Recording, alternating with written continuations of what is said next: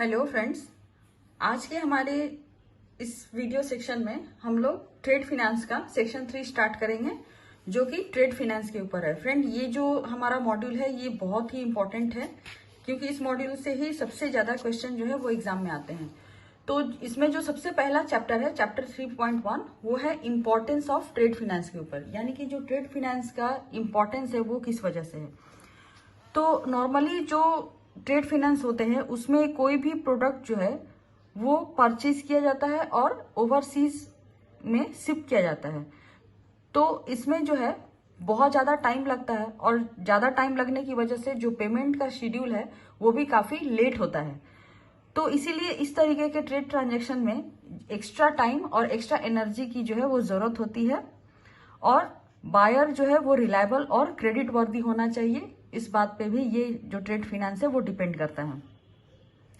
Foreign buyer जो होते हैं वो prefer to delay payment until they receive and resell the goods. जो भी बायर है वो यही प्रेफर करेंगे कि जब तक उनको गुड्स मिले और वो उसको सेल आउट करें, उसके बाद ही वो पेमेंट करें।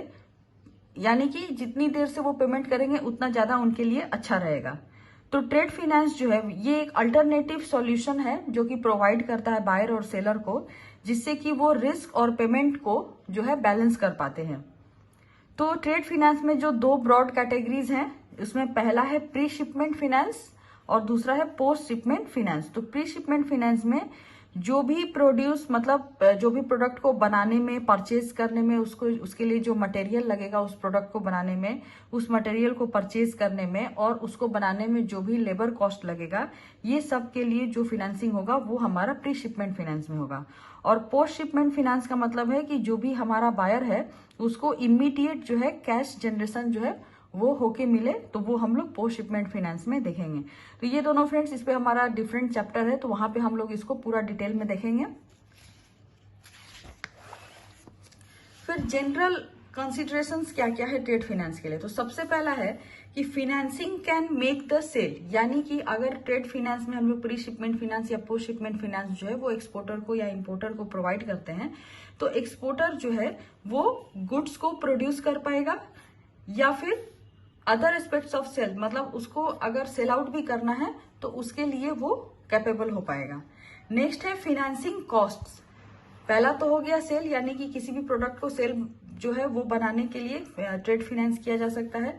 फिर है फिनेंसिंग कॉस्ट, यानी कि ट्रेड फिनेंस में हम लोग क्या क्या फिनेंस करेंगे, cost of borrowing, interest rate, insurance fee, जो भी एक प्रोडक्ट को जो है सेंड करने में जो चार्जेस लगते हैं, और जो फिनेंसिंग लेने में जो फिनेंसिंग का जो कॉस्ट हो गया, जैसे इंटरेस्ट रेट हो गया, प्रोसेसिंग चार्जेस हो गए, उसका इंश्योरेंस हो गया, फी हो गया, तो ये सारी चीजों के लिए जो है फिनेंस करेगा, तो वो आएगा फिनेंसिंग कॉस्ट में। फिर है फिनेंसिंग टर्म्स, यानी कि आप कितने दिन के लिए ट्रेड फिनेंस जो है वो बोरोवर को प्रोवाइड कर रहे हैं, तो इसमें जो है लेंथ ऑफ टर्म्स के ऊपर कॉस्ट बढ़ता जाएगा। यानी कि अगर ज्यादा दिन के लिए लोन लेंगे तो उसका जो है कॉस्टिंग ज्यादा होगा, और कम दिन के लोन के लिए कॉस्टिंग कम होगा। नॉर्मली जो ट्रेड फाइनेंसिंग है वो 3 तरह का होता है, short, medium and long terms. फिर लास्ट जो है वो है रिस्क मैनेजमेंट। रिस्क मैनेजमेंट में क्या है कि जितना ज्यादा रिस्क होगा जिस ट्रांजेक्शन में, उतना ज्यादा उसका कॉस्ट होगा। इसीलिए जो बायर होते हैं उसका क्रेडिट वर्दीनेस जो है वो बहुत ज्यादा यहाँ पे इंपॉर्टेंस रखता है, और जो भी पेमेंट की प्रोबेबिलिटी है वो इसको डायरेक्टली इफेक्ट करेगा। अगर बायर के कंट्री में अगर कोई पॉलिटिकल या इकोनॉमिक स्टेबिलिटी जो है वो अगर ठीक है तो ये काफी अच्छा होता है एक्सपोर्टर के लिए, और अगर वहां की स्टेबिलिटी जो है वो प्रॉब्लमेटिक है तो ट्रेड ट्रांजेक्शन में जो है रिस्क अराइज होगा, और वो रिस्क जो है वो बहुत ज्यादा होगा। तो इस तरह से हम लोग देखते हैं कि ट्रेड फाइनेंस के लिए 4 जनरल कंसिडरेशन क्या है, financing can make the sale, financing cost, financing terms and risk management.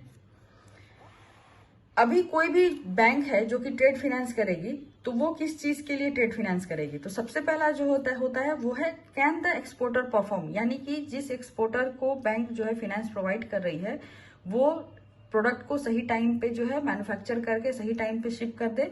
और कैन द बायर पे, यानी कि अगर जो बायर है जो प्रोडक्ट मंगा रहा है वो रिलायबल है कि नहीं, उसका क्रेडिट हिस्ट्री अच्छा है कि नहीं, यानी कि वो टाइम पे जो है एक्सपोर्टर को पेमेंट कर दे। तो ये 2 चीजें जो है वो बैंक हमेशा माइंड में रखती हैं।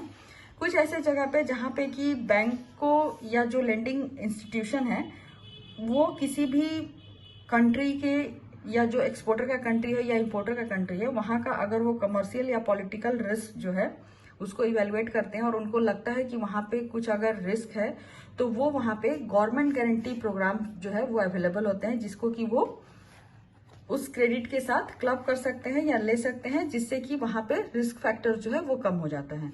तो government guarantee programmes are available that they may enable the lender to provide additional financing. फिर है features of trade finance perspective. तो नॉर्मली ट्रेड फाइनेंस में जो है इंडिविजुअल ट्रांजैक्शन या सीरीज ऑफ रिवॉल्विंग ट्रांजैक्शन जो है वो होते हैं।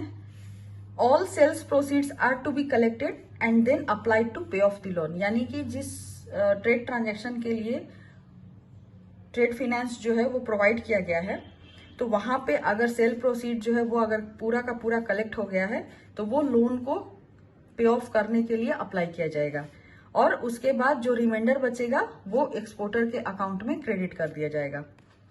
तो ट्रेड फाइनेंस जो है नॉर्मली जो हम लोग वर्किंग कैपिटल लोन्स देते हैं उसके कंपैरिजन में वो कम रिस्की होता है। वर्किंग कैपिटल लोन्स जो है जो भी एक्सपोर्टर्स होते हैं वो वर्किंग कैपिटल लोन प्रोग्राम्स जो है वो लेते हैं और ये नॉर्मली किस चीज के लिए लेते हैं, प्री शिपमेंट फाइनेंसिंग के लिए। Many small businesses need pre export financing to cover the operating cost, यानी कि जो भी उनका ऑपरेटिंग कॉस्ट होता है उसको कवर करने के लिए प्री एक्सपोर्ट फाइनेंसिंग जो है वो बोरोवर अवेल करते हैं। तो नॉर्मली ये 3 तरह के होते हैं, 3 डिफरेंट एरियाज में दिए जाते हैं। पहला हो गया लेबर, दूसरा हो गया मटेरियल, तीसरा हो गया इन्वेंट्री। फ्रेंड ये एग्जाम में ये क्वेश्चन पूछ चुका है कि working capital loans pre shipment और पोस्ट शिपमेंट फाइनेंस के लिए किस किस एरियाज के लिए दिया जाता है। तो लेबर, मटेरियल्स एंड इन्वेंट्री, इसको हमेशा याद रखिएगा। तो लेबर में जो भी लेबर कॉस्ट लगेगा, जो लोग लगेंगे किसी भी प्रोडक्ट को बनाने के लिए तो वो लेबर कॉस्ट में आएगा। मटेरियल्स यानी जो भी रॉ मटेरियल्स जो किसी भी एक्सपोर्टेड प्रोडक्ट को बनाने के लिए यूटिलाइज किया जाएगा वो मटेरियल्स में आएगा। और इन्वेंट्री का मतलब जो भी कॉस्ट एसोसिएटेड होगा with buying the export product, जो भी एक्सपोर्ट प्रोडक्ट को परचेज करने के लिए जो कॉस्ट होगा वो इन्वेंट्री में आएगा। फिर है term financing for foreign buyers.